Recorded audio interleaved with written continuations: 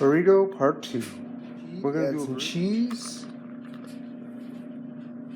First to your, add some mozzarella cheese, and then put that in the microwave for about 10 to 15 seconds.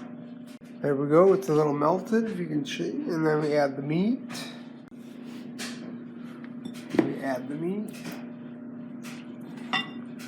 However you eat your burritos, main ingredient, and then we add the cheese, salt or salsa con queso.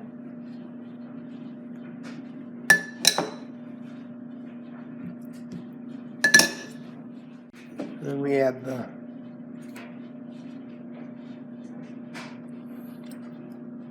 salsa, and then we put more cheese on, and then more mozzarella. Right back. And here is the burrito part 2. Quick bite of it.